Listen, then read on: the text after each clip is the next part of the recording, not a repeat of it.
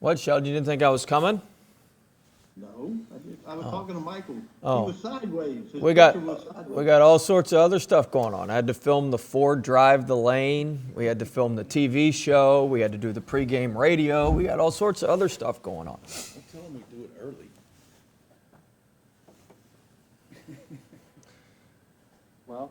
Well, whenever you're ready. Oh, we ready to go?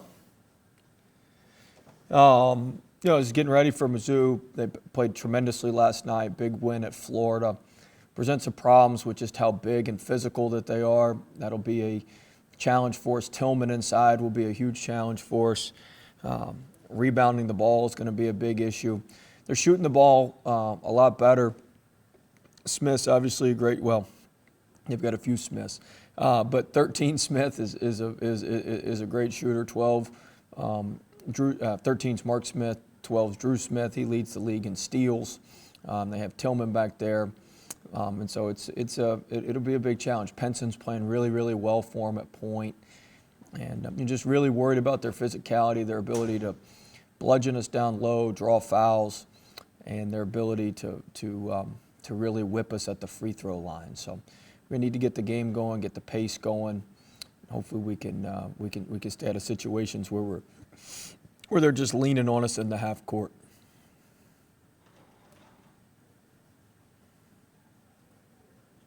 Well, they were playing really, really well early in the season. I think they got up to 12. What's happened lately? What have teams been doing to them? I know you talked last night about how they like to play slow. So They don't necessarily play slow. They're playing faster. I mean, they're playing a little bit faster than they have played tempo-wise. They get out in transition. They force you to take a lot of tough twos, which we take a lot of tough twos naturally. We don't need a lot of forcing to do that sometimes. So we've got to really be careful there because they're great at converting those, putting those, taking your rough offense. It's really a result of how good they are defensively and turning those into points. And so we can't give them anything. We can't give them anything easy. Based, from our offense because they don't need a lot of help. They're scoring it a lot better. They're playing inside out. You got some wiggle off the ball screens now. They're able to play off the ball screens a lot better. They just got a good veteran team that's really, really well coached. Coach Martin's as good a coach as there is in our league, and they take on his personality. They're tough. They're determined, and they fight and scrap and claw every possession.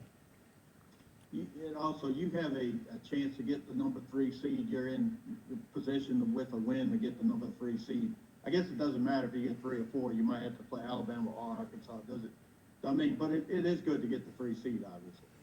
Yeah, I mean, we need to win. We need another quad 1 win. We need to try to improve our SEC tournament standing, improve our standing for the NCAA tournament. All that stuff's important.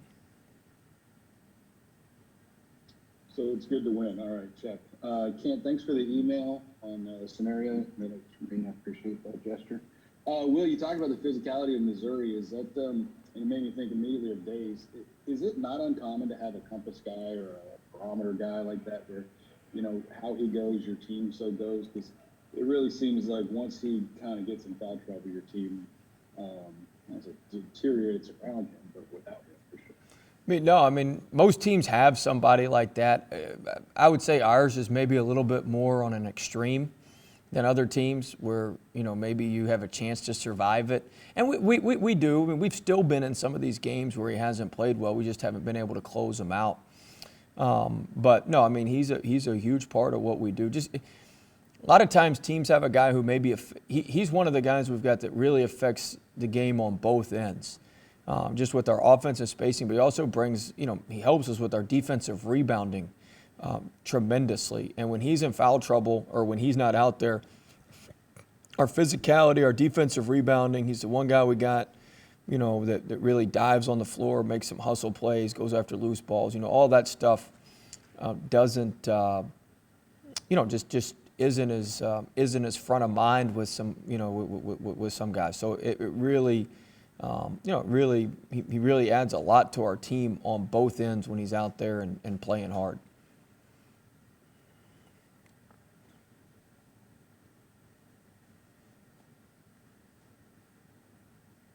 Hey, well, is there an update on Sharif? I mean, do you guys expect to maybe have him back by No. the SEC tournament or anything? No. No, I don't expect to have him back. He probably won't be back all year. He's working hard, but he won't be back all year, if I were guessing.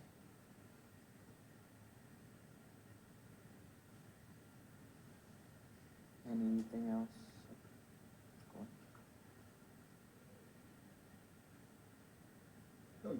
Do you look at the scenarios about the SEC tournament? You know, if you win, have you even looked at it for fun? Or? I mean, I know if we win, we're the 3. If we lose, I guess we could still be the 3 if Florida, I think, lost at Tennessee. I think it's, I mean, Kent briefly told me last night after the radio show what the scenarios were when we got done with when Missouri beat Florida. But, I mean, it doesn't, I mean, I'd like to, I mean, you always obviously want to finish as high as you can, so coming in third is important. It's more about momentum and matchups. If you could tell me who the 5 and 6 seeds would be, I'd tell you who I'd rather play. Well, I wouldn't tell you who I'd rather play, but I'd know who I'd rather play. How about that? That'd be a better way to put it. You know, it all just, you know, we could get the 3 seed and the team I wouldn't want to play could get the 6 seed. And so then, you know, so we could get the 4 seed and feel bad about losing to Missouri, but know that the 5 seeds may be a little bit better matchup for us than the 6 seed would be. So in tournament play, it's really about the matchups, and the first game's always the most difficult one. You know, it's the most difficult one to win. You got to win that first game. You got to put everything you got into winning that first game. Our matchups, you know, it's interesting because you talk about the matchups and some of them are just bad, and they are really bad when they're bad for you. Is that not maybe just other coaches haven't been? You saying we don't want to play? You say we don't want to play Georgia again?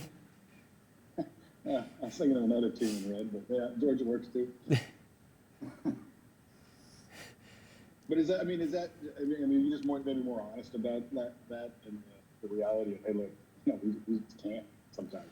I mean, yeah. I mean, it's what it is. I mean, just call it like I see it. But yeah, I mean, there's certainly. I mean, there's some teams now on the flip side that, I mean, you can go back through some records and look. I mean, we're a terrible matchup for some teams too, where we, you know, I think that's what I was really referring to with Glenn. I mean, you can look at some teams and just know, hey, we got a good shot in this one. And so, yeah, it's just the way it works. A lot of it's matchups, and you try to.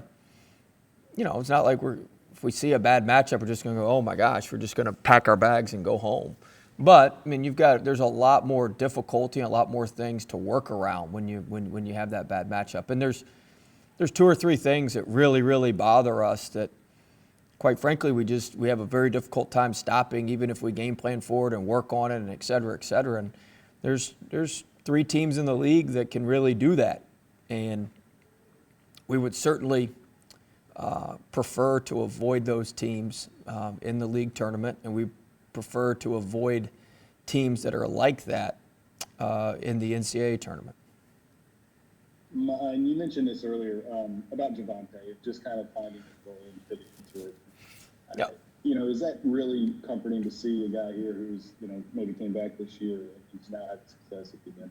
No, it's exciting. I mean, he's had his best year. You know, hopefully he's going to get everything he wants out of this year when it's over. But he's had his best season. That's what you want. You want somebody to come to your program, grow, get better, and he's done that. And he's done that every year. I think he's the best point guard in the league. But he's certainly one of them, if not the best. I know I'm a little bit biased, but he's grown, he's gotten better, and he's playing his best basketball. And we're certainly going to need him to play well for us here down the stretch. Well, what does it take to be a better road team, do you think? Well, you've got to be able to. One of our biggest issues this year on the road is we've just given up. We've given up too many runs. We haven't been able to get out of our own way a little bit on the road. We press, and I don't want to use the word panic, but we don't play with the poise that we need to. That we need to on the road. When the other team makes a run, you got to come down and have a good possession, have a long possession, move the ball side to side, give the defense a chance to screw up. And we don't necessarily do that a whole lot, and we don't do that when we need to. when the other team's on a run. And so, winning on the road's difficult, especially in league. I think you guys have heard me say this, but there's nothing more difficult than winning a league road game. That's the hardest games on your schedule. The 9, in our case, the 9 SEC league road games, it doesn't matter who you're playing.